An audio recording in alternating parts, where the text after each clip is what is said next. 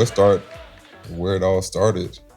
2013. You gotta tell them how we came up with it. You know, the late nights in the little house that we were renting. Yeah. Not little, but it was old. Yeah. But it was pretty dope.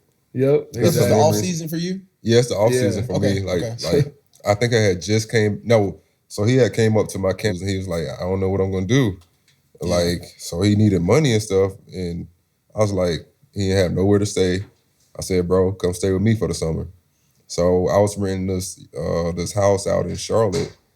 And we just, we stayed up late nights just thinking of, what we can do. Things we can do together. Yeah, things we can do together. So he had experience, helping his mentor run ABI, American Basketball Institute. So, and we had my image, my likeness.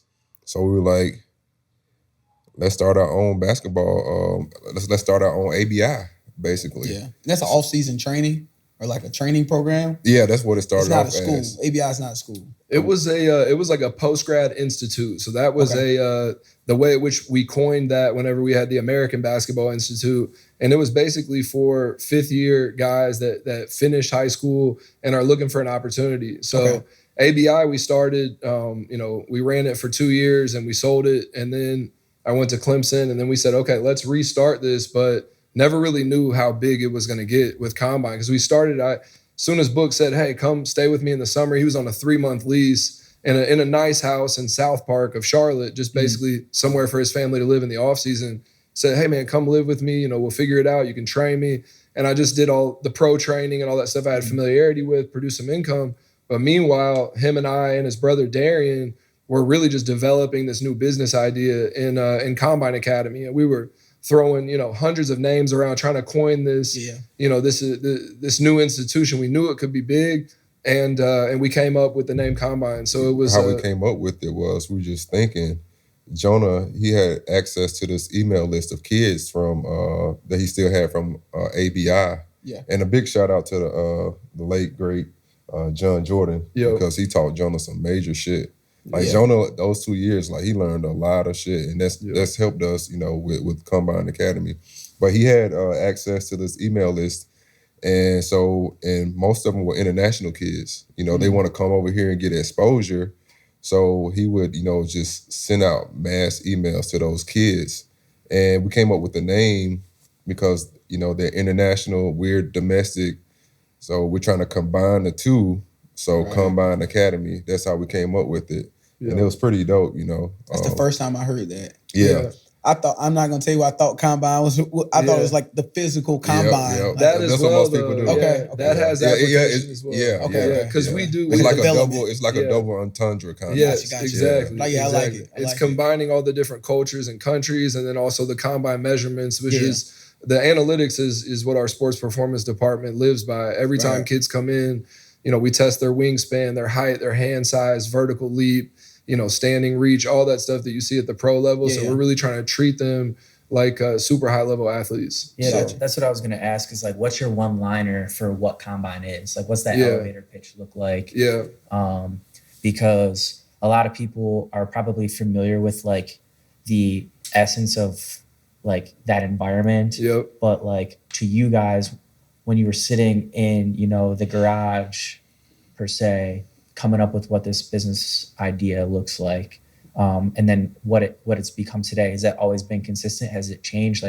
Give us the 411 on what Combine is. It's changed astronomically, but from the beginning, because we had no clue some of the things that we were going to get into and the different businesses and how it was going to develop and scale and grow. But now the elevator pitch is, are you familiar with IMG Academy? Most folks are. We're a boutique style IMG Academy. We've got 4 sports, basketball, baseball, soccer, and golf.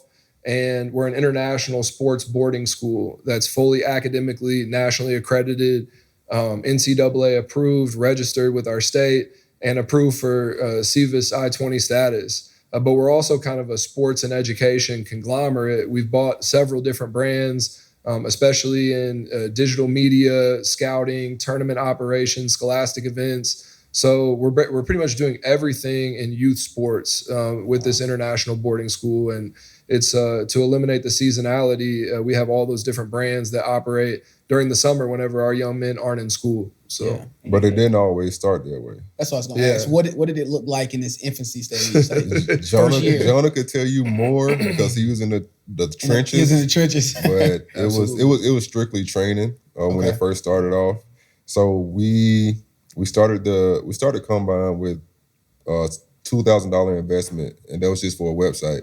Wow. See, Jonah had the secret sauce. We had to make the kids pay before they came over. That way they could, pay for the housing that they were going to stay in, the food, the transportation, all of that good stuff. So they're internationals? International kids? Primarily. Yeah. So right now on our campus, so it's grown and it's blown up to, almost 60 acres, over 100,000 square feet, students from over 40 different countries and nearly all 50 states. But when it started in its first year, we started out of that house that Trevor was living in because while, we created this brand and we're like, okay, where are we going to house these young men? So we started selling mass email marketing, calling, hiring coaches to, get out there and recruit. And we recruited a great roster, 12 students in the first year. 10 of them were from different countries, 2 domestic. And we needed them to pay those prepayments, those deposits, so that we could then go and get our housing and our gym and all that. And that website investment that Trevor referred to is what we were able to market to the young men. We knew what gym we wanted. That's crazy. We didn't know what housing we were going to have. We knew what kind of van we wanted, but we didn't have any of it. So we just pulled some Google pics and, this almost is what we envisioned it marketed it into fruition to an extent. That's beautiful. Deposits came in, several kids paid up front. Those young men, I think, had the best customer experience we've ever had because I'm coming straight from the college level. I was their chef, head coach, sports performance director, their driver, their RA. And so I was able to impact them. So that was an amazing year. But basically where we found ourselves was we got, about 60 grand in the bank account in deposits. Then we went out, we got our gym, we went out, we got our van, our uniforms, all the different things that we needed, but we didn't have housing. So Book said, hey, what about this house? We're in a 4,000 square foot house. Why don't you go to the landlord that rented for 3 months and just say, hey, man, do you want to keep this show going? So I went to him, negotiated a lease to extend it for 6 months. At that time, our tenure was 6 months. He bought into it. We brought those 12 kids. They lived right there. I lived with them. And that was our house, Back in the game, it's evident. I step in the room, I'm an elephant. Run up a bag, I ran up a bag. I gotta go count on suppress.